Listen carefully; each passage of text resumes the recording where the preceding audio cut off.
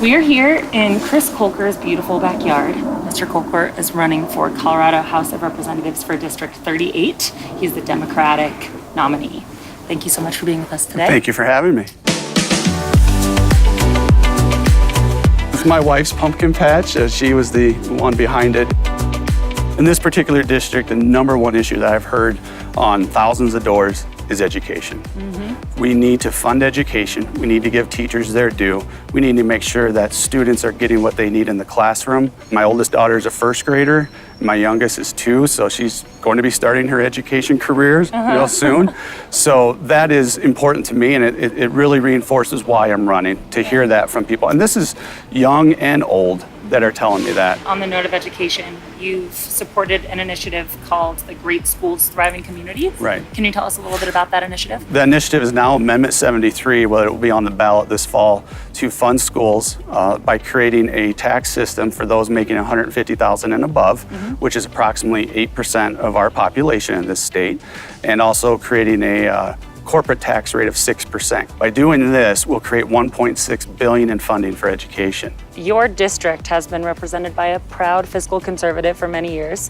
What, in your opinion, are the 3 economic policies that the incumbent has enacted that you believe to be the most detrimental to the local economy? Well, she hasn't enacted anything that she has sponsored that has really made a fiscal impact on anything.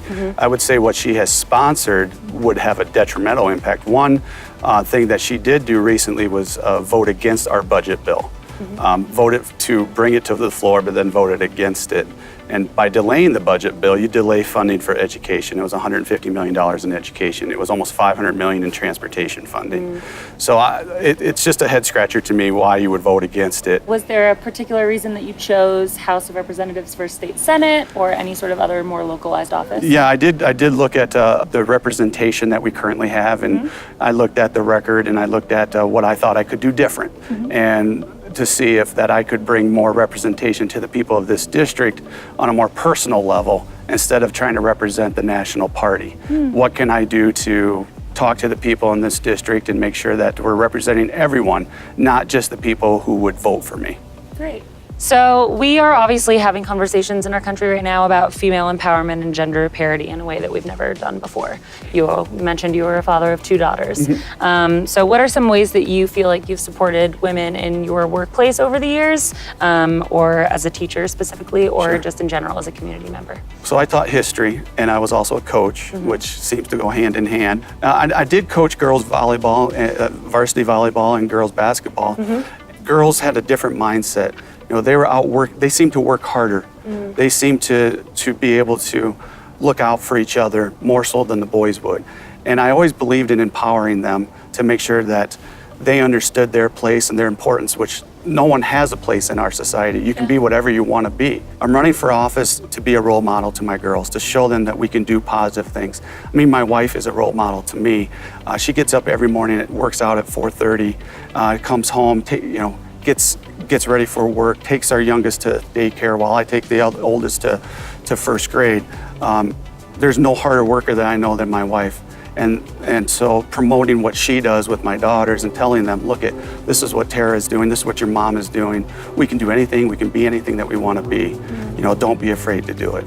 Yeah. What did you learn from teaching that's helped you in your campaign thus far? There are so many styles of learning out there, so many different ways to learn things, that as a teacher, you have to find ways to communicate, to make sense to people in a variety of ways. Politics is a lot of complex issues.